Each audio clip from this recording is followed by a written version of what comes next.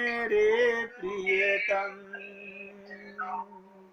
हम तुम्हारे थे प्रभु जी, हम तुम्हारे हैं, हम तुम्हारे ही रहेंगे। ओ मेरे प्रियतम,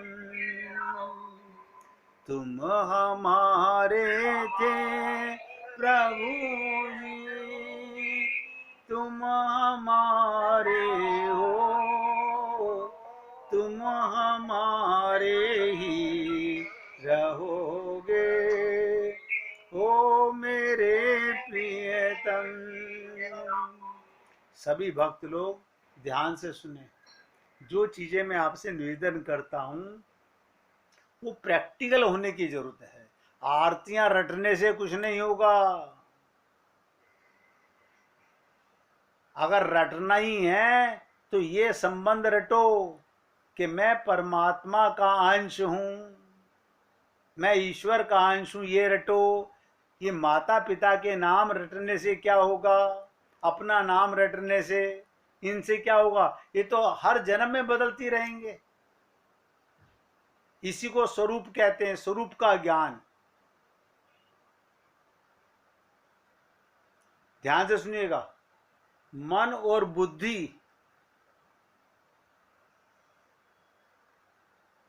बहुत गहरी बात बताने जा रहा हूं और सबसे निवेदन कर रहा हूं, मन इधर उधर जाए तो रोक के सुनिएगा। मन और बुद्धि इंद्रियों का अनुसरण करें, इंद्रियों का अनुसरण करें तो निश्चय जानो कि तुम अवनीति, पतन के मार्ग में अग्रसर हो रहे हो। हमारे पतन का कारण क्या है? हमारा मन और बुद्धि और इंद्रियों का साथ देती हैं। अब आप पूछेंगे ऐसे कैसे आप कह रहे हैं? संसार के विषय 5 प्रकार के विषय हैं, वो इंद्रियों को अपनी ओर आकर्षित करती हैं।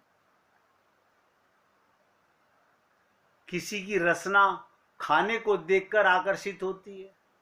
अब ध्यान सुनिएगा, खाने की रसना जब देखती है, मन करता है, वो मन से कहता है, मन मेरा ये चीज खाने का इच्छा हो रही है, इंद्रिय कहती है। मन बुद्धि से कहता है और हम उसे खा लेते हैं। बस इसी को कहते हैं मन और बुद्धि का इंद्रियों का अनुसरण जो करता है वो निश्चय जानो अवनीति की ओर, पतन के मार्ग की ओर जा रहा है। जो सद्बुद्धि किसी को हितकर समझो, मन उसकी प्राप्ति का संकल्प करे, फिर इंद्रियां उसे प्राप्त करने का प्रयत्न करें, तभी साधक कल्याणकारी मार्ग में प्रवृत्त होता है। क्या मतलब? पहले मन बुद्धि डिसाइड करें ये चीज हमारे लाभ की है कि नहीं, ये हमारे को प्रभु प्रेम की तरफ ले जा रही है कि नहीं। हम इंद्रियों के गुलाम ना बने। मन और बुद्धि का, इसे कहते हैं सद्बुद्धि। एक होती है कुबुद्धि, एक होती है सद्बुद्धि। आपको और हमें इतनी जल्दी पता नहीं चलेगा, इतनी जल्दी पता मेरा मन तो कर रहा है। हम सब लोग कहते हैं मेरा मन तो कर रहा है। मन नहीं कर रहा, अंदर की कोई इंद्रिय है वो लुलचा रही है। सद्बुद्धि से पहले डिसाइड करो, फिर मन बुद्धि को लगाओ, संकल्प करो, इंद्रियां उसे प्राप्त करने का प्रयत्न करें, तभी साधक कल्याण के मार्ग में प्रशस्त होता है।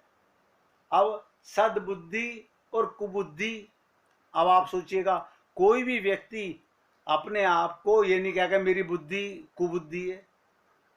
अगर जब हमें आत्मज्ञान का प्रकाश मिल गया, अपने स्वरूप का ज्ञान हो गया, तो थोड़ी देर लगती है सोचने में। कोई भी काम करने से पहले थोड़ा सोच लो, ये मेरी किसी इंद्रिय का स्वार्थ तो नहीं है, क्या ये परमार्थ का मार्ग है कि नहीं, ये सेवा का मार्ग है कि नहीं, कहीं इसमें मेरा स्वार्थ तो निहित नहीं है। स्वार्थ है तो समझ के चलना, अवनति का मार्ग है, पतन का मार्ग है। परमार्थ है तो उत्थान का मार्ग है, भगवत प्राप्ति का मार्ग है, प्रभु की ओर जा रहे हैं। अब आप समझ लीजिएगा। मगर कम से कम इतना विचार करे कौन? हम क्या कहते हैं, वैसे कैसे होता है, मेरे परिवार वाले कह रहे हैं। अरे बुद्धि तो, विवेक तो तुम्हारे पास भी है। जब ये पता चल गया सारा संसार भगवान का परिवार है, तुमने अपने परिवार को जो बीच में ले आए, ये अपनेपन का जो दोष आ गया, यही तो नीचे गिरा रहा है। यही कारण है नीचे गिरने का हमारा, कोई और कारण नहीं है। क्योंकि हम बिना सोचे समझे आगे बढ़ जाते हैं, सोचते भी नहीं है इन बातों को।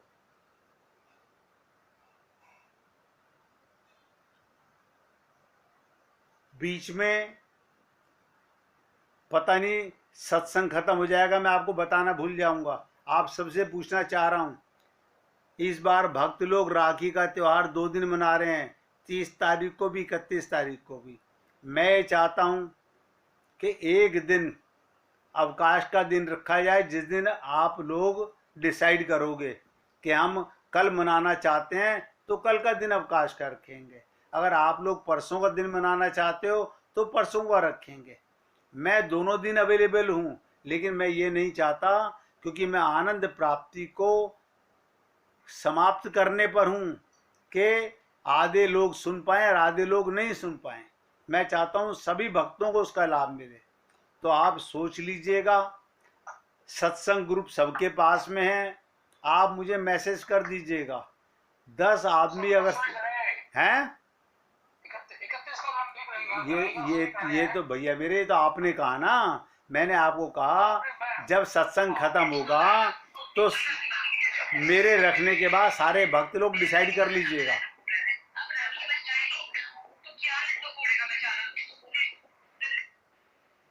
समझ रहे हैं भैया? मेरे सत्संग बंद करने के बाद में आप लोग ग्रुप में काटिएगा मत फोन, आपस में बात कर लीजिएगा और डिसाइड करके मैसेज कर दीजिएगा, हमने ये डिसाइड किया, हम कल का कर रहे हैं या परसों का कर रहे हैं। मुझे जो आप बोलोगे, आप कहोगे जी हाँ आधे कल कर रहे हैं आधे परसों कर रहे हैं, मैं दोनों दिन नहीं करूँगा। मैं चाहता हूँ कि मैं इस आनंद प्राप्ति के आखिरी लेक्चर्स को सबको लाभ मिले, इसलिए मैंने आपसे बात कही है। जब ये सत्संग खत्म होगा आप अपना फ़ोन मत रखिएगा, मैं रखूँ, आप आपस में बात करके डिसाइड कर लीजिएगा। अब ध्यान से सुनिएगा, अभी जो मैंने कहा, मन और बुद्धि इंद्रियों की गुलाम बनेंगी तो पतन का कारण बनेगा। सद्बुद्धि से मन और बुद्धि, सद्बुद्धि होगी, फिर इंद्रियां अनुसरण करेंगी तो उत्थान का कार्य हो। काम तो करना है अपने, हमें खाने से पहले सोचना है क्या ये चीज़ मेरे खाने के मतलब की है या नहीं, ये मुझे लाभ देगी, इससे कहीं मेरी तामसिक बुद्धि तो नहीं हो रही है, क्या इससे मेरी सात्विक बुद्धि हो रही है, क्या मैंने भगवान को भोग लगा के पाई है। मैं तो सबसे निवेदन करता हूँ, अपने मुख में डालने से पहले भगवान का ध्यान कीजिए, भगवान को भोग लगा के पाइए। तो इसी प्रकार से, और आगे सुनिएगा, बहुत गहराई से समझने का प्रयत्न कीजिएगा। जिसके हृदय में जितनी निष्ठा है, किसी के 50%, किसी के 80%, किसी के 70%, सबकी निष्ठा अलग अलग है, सबकी 100% निष्ठा नहीं होगी। जिसके हृदय में जितनी निष्ठा है, जितना विश्वास है, जितना प्रेम है, भगवान भी उसके अनुसार उसके पिता पुत्र आदि बनने को तैयार हैं। आप 100% अगर एक शर्त पर आ जाते हो, त्वमेव सर्वम, सब कुछ तुम ही हो, तो वही माता है, वही पिता है, वही पति है, वही पत्नी है। लेकिन हमें ऐसा नहीं है। संसार में भगवान ने कहा मैं तो सभी कुछ संसार में मैं बना हूं, त्वमेव सर्वम। अब आप सोचिएगा कितनी निष्ठा, कितना विश्वास है। अगर सब में भगवान को देखने लग जाए जीव तो गोपी बन गया। ये कब होगा? हृदय में निष्ठा से होगा। अभी हम लोगों ने वही छोटी सी बात हर जगह लगा के देखिएगा, कहीं इसमें अपनापन तो नहीं है। अपनापन है, भगवानपन नहीं है तो गिर रहे हैं हम नीचे, हमारा पतन हो रहा है। अगर भगवान का पन है, आपके परिवार को भगवान का परिवार मानो, उत्थान हो रहा है, इन्हीं की सेवा, इन्हीं के साथ रहना है, इन्हीं की सेवा करनी है, लेकिन भगवान का मान के करनी है। हम यही दोष करते करते अनंत जन्म हो गए। ये छोटी सी बात है, बहुत मुश्किल से समझ आती है।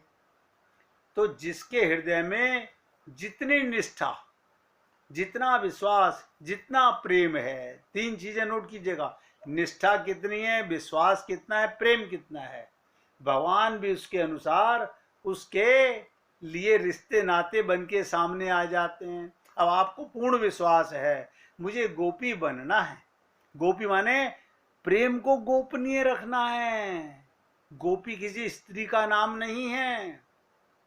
प्रेम को गोपनीय कैसे का मतलब सबके साथ भगवान को मानकर, इसमें मेरे राम बैठे हैं, इसमें मेरा गोविंद बैठा है, इसमें मेरी राधा रानी है, सबसे प्रेम कीजिए। कोई नफरत का काम ही नहीं जीवन के अंदर। अगर आपकी किसी से प्रेम है और किसी से नफरत है, राग है तो द्वेष जरूर होगा। ये सब ध्यान से सुनिएगा। इसीलिए सब में, इसीलिए गोपियों ने कहा जित देखूं तित श्याममयी है। गोपियों का किसी से भी द्वेष नहीं था। देवकी वसुदेव के लिए वो पुत्र कम और ईश्वर अधिक थे। ध्यान से सुनिएगा, देवकी और वसुदेव के लिए वो ईश्वर ज्यादा थे, पुत्र कम थे। लेकिन नंद और यशोदा के लिए वो पुत्र थे, ईश्वर नहीं थे। ये बहुत बड़ा राज की बात है। भगवान को भगवान मान के प्रेम करना चाहते हो या भगवान को, ध्यान दीजिएगा, भगवान को भगवान मान के प्रेम कोई नहीं कर पाएगा। जब भगवान, ध्यान दीजिएगा, देवकी और वसुदेव जिनके कोख से पैदा हुए भगवान, देवकी के वसुदेव के घर में, वो जब भगवान चले गए, ध्यान से सुनिएगा, जब भगवान चले गए तो नारद जी से कह रहे हैं हमें भगवत प्राप्ति कैसे होगी। नारद जी से पूछ रहे हैं वसुदेव जी कि नारद जी हमारा कल्याण कैसे होगा, हमें भगवत प्राप्ति कैसे होगी। यशोदा ने, आनंद बाबा ने ये बात नहीं पूछी। अब नोट कर लो, गहरी बात बता देता हूं। भगवान के साथ ममता करोगे तो संसारी ममता कटेगी। क्या मतलब हुआ इस बात का? अभी तो आप कह रहे हो संसार में सबको भगवान मानो। हाँ, मैं यही तो कह रहा हूं। आप संसार में, ध्यान दीजिएगा, भगवान के साथ ममता करने का मतलब संसार की ममता कटती है। क्या मतलब? अपनेपन की ममता कटती है। मेरे बच्चे हैं, ये ममता कटेगी। सब में मेरा गोविंद है, सब में मेरा राम है, ये भगवान की ममता हो गई। इतना अंतर हमारी आंख में आ गया तो आपकी आंख संत की आंख बन गई। हमारी आंख यही गोपी की आंख है। आंखें वही रहेंगी, केवल भाव पलटना है। हमने 10-20 लोगों में अपने मन में अपनापन कर रखा है। भगवान ने कहा वासुदेव सर्वम, सारी सृष्टि मैं बना हुआ हूं। अब पाओ, कैसे पाओगे भगवान को? एक तरफ गाते हो कबीरा खड़ा बाजार में मांगे सबकी खैर, उसने ये तो नहीं कहा मेरे लोई का या मेरे बेटे का या मेरी बेटी का भला करना भगवान, राखे सबकी खैर, मांगे सबकी खैर। लेकिन आप और हम लोग अंधा बाटे रेवड़ी फिर अपने को दे। अब सोच लीजिएगा, आप भगवान को पाना चाहते हो या वापस संसार में आना चाहते हो?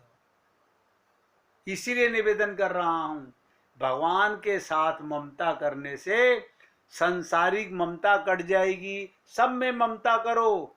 भगवान की ममता हो गई, अपनेपन की ममता ये संसार में गिराती है।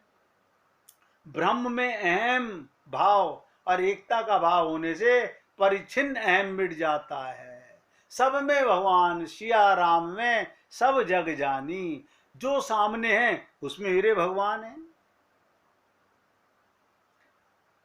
और बताऊं गहरी बात, भक्ति से ममता और ज्ञान अहमता की निवृत्ति होती है। भक्ति से ममता कटती है और ज्ञान से अहम मैं खत्म होती है। जिसे आत्मज्ञान होगा उसकी मैं मर जाएगी, अहंकार मर जाएगा, क्रोध मर जाएगा, क्योंकि मैं माने शरीर।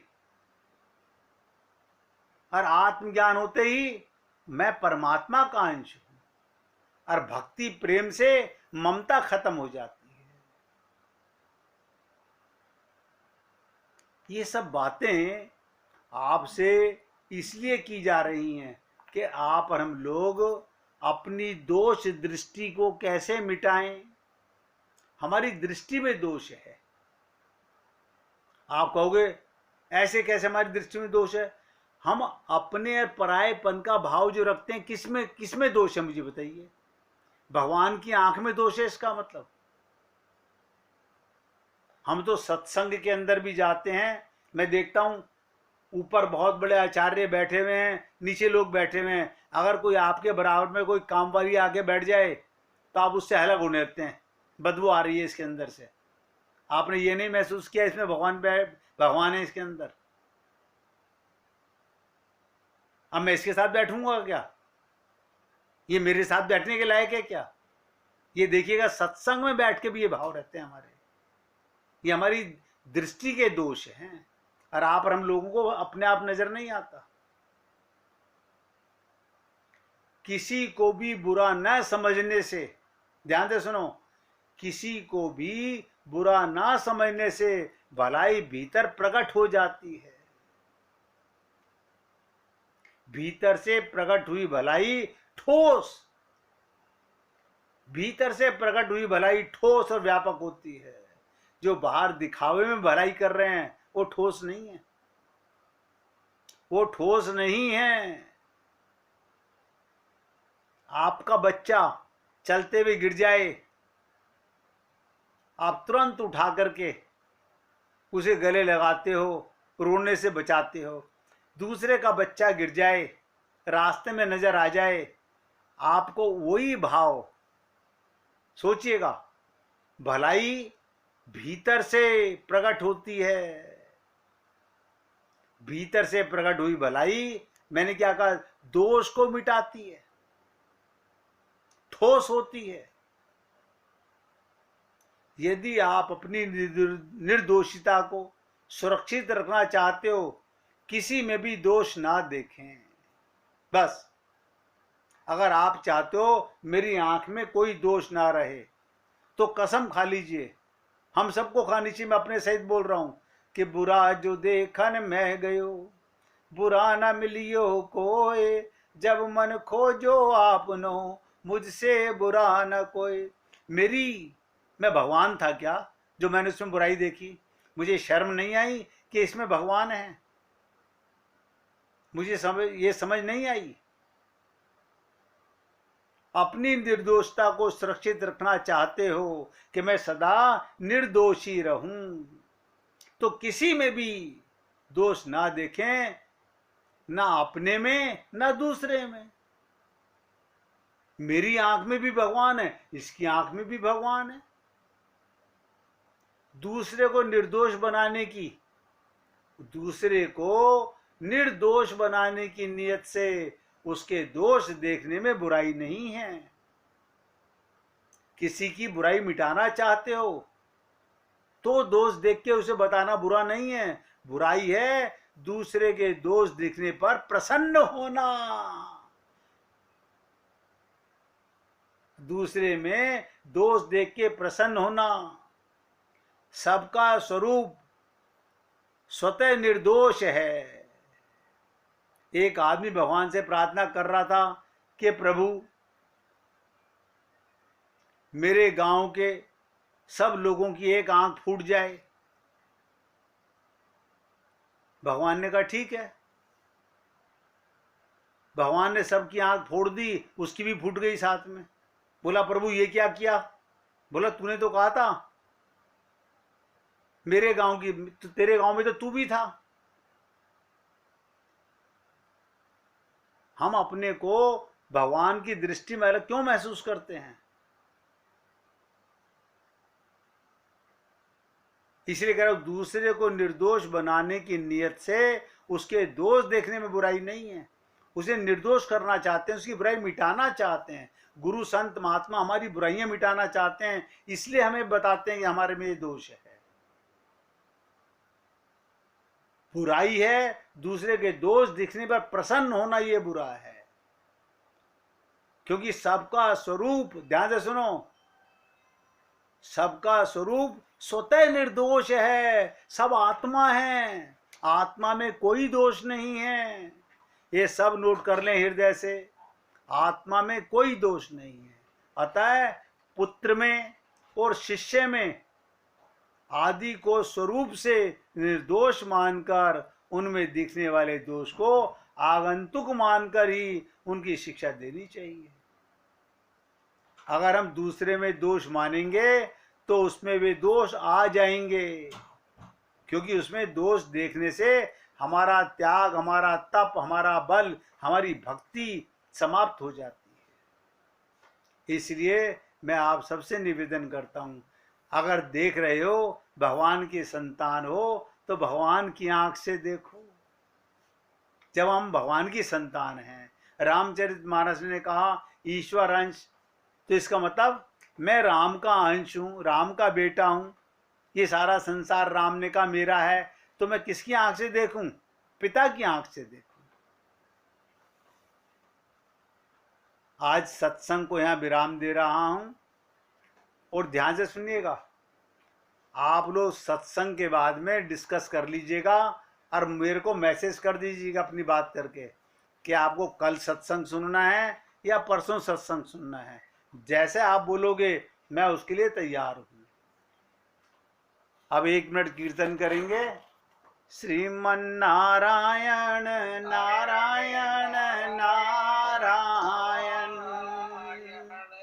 श्रीमन नारायण नारायण नारायण, भजमन नारायण नारायण नारायण, भजमन नारायण नारायण